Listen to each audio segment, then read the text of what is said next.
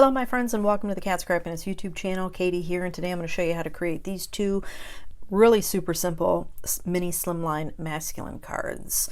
So we released some new word dies, and I'm going to show you here in a second. These are the projects that I made, and so I use the happy anniversary die, and I use the happy Father's Day die, and we have we've got Father's Day coming up, so I thought I would do this card in a video and show you how I created the gradient background using some watercolors. So we've got our happy Father's Day die. We've got our mini slimline chevron die.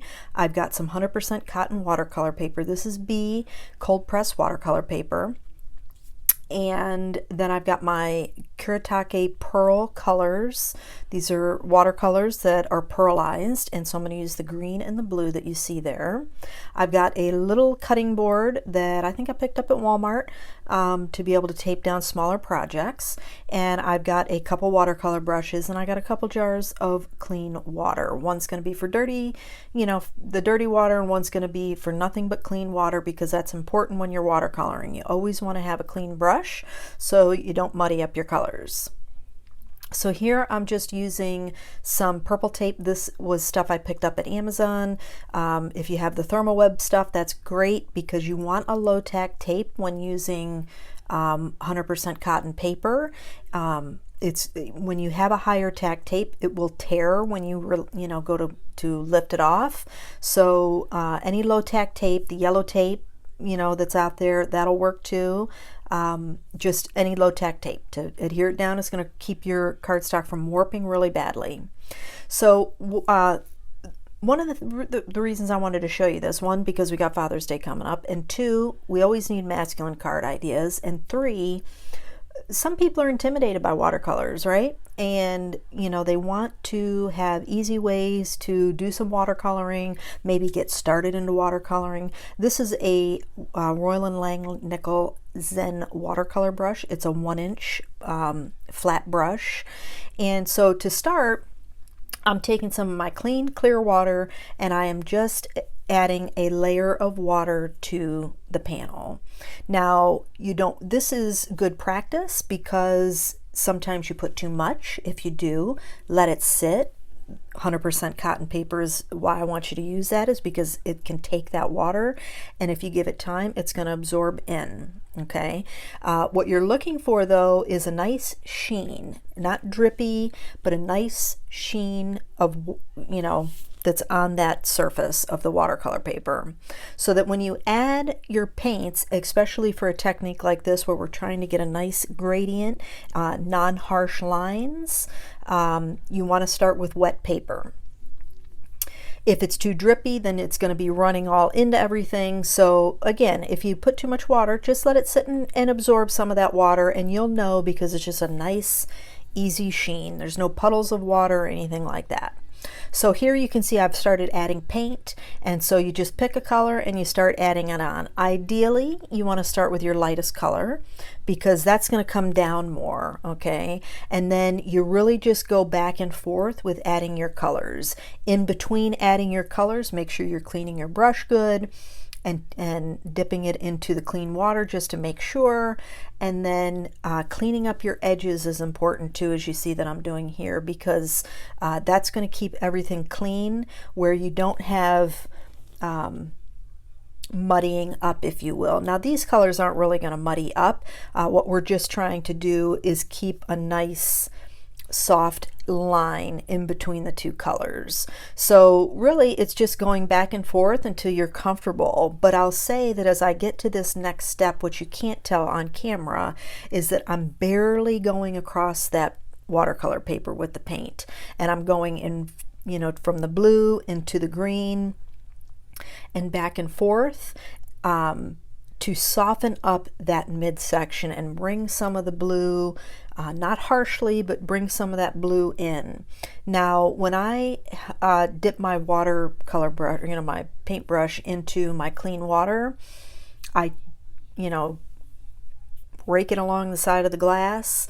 That way it's not dripping with water. It's just a nice saturation of water. And again, if you put too much water on, you can just dry your brush and it will mop up. Just be sure that you're going in the direction that you want the colors to go. That way you don't end up putting your blue too far down into your green, if that makes sense. So here I'm ready to die cut. The other thing that I'll tell you about watercolors, if you're not aware, is that they dry back. So while that looked pretty vibrant when I was doing it, once it dried, you see that it's much softer. So if you want to make those colors darker, get to that point where you have your gradient the way that you want, let it dry, and then go back in and do it again, okay? Because if you put your colors down and you let them dry and they've got that harsh line, you're never going to get them out. It's just going to dry that way, and you're never going to be able to soften those lines in between. So get your gradient first, and then let it dry if you want to deepen the colors, and then go back through and add more color. So here you can see I've done some die cutting. Here I'm die cutting that mini slimline chevron die with some Gina K in the navy cardstock. And this is another thing that I did differently. I'm going to go back to the die cutting here, but these panels are Soft Stone and Stormy Sky. They measure 3 3/8 across by 6 7/8 inch long. Okay, now the first cards I didn't add a matting layer, so there's a much bigger white border from the card base, and these are just heavyweight Nina 110-pound card bases cut at 6 by 7 inches and then scored at 3.5 inches. But by adding these matte layers, I really like the Soft Stone and the way it brought out the colors of the watercolor panel. This is the Stormy Sky, and I like how the Stormy Sky brought out the navy die cut.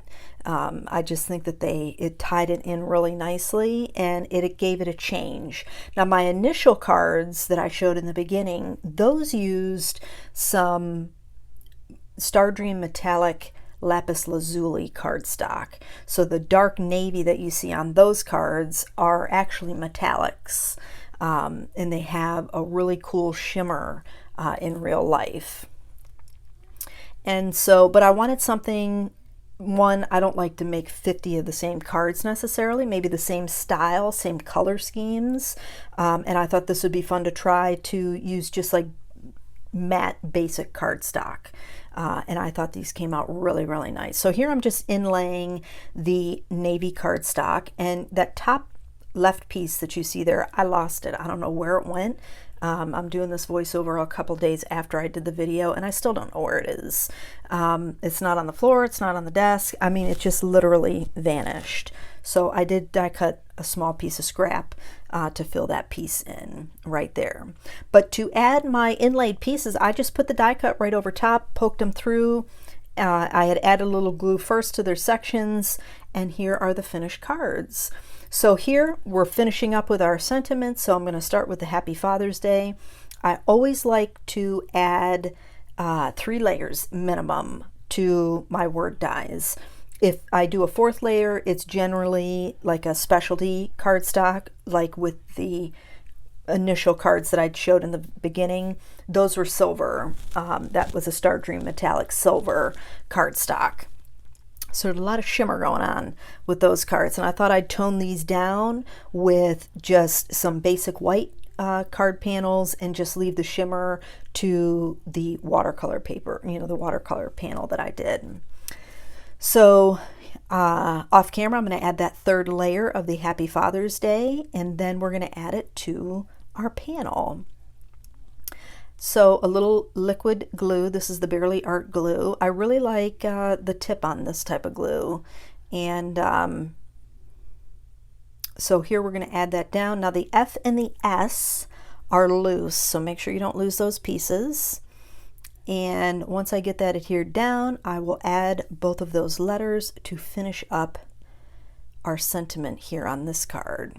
And one of the things I love is we had some new pearl mixes that released at the beginning of the month, the tail end of May, with these word dies. And so they actually, 3 of them, the Seafoam, the Mint Green, and the Carolina Blue, all coordinate perfectly with the way the gradient and the colors worked on this watercolor panel. So I was really, really excited about that.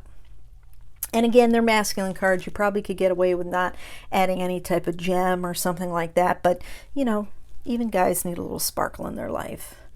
So here I debated on, because, you know, it's masculine cards, you know what I mean? But I debated on the thinking of you or the missing you.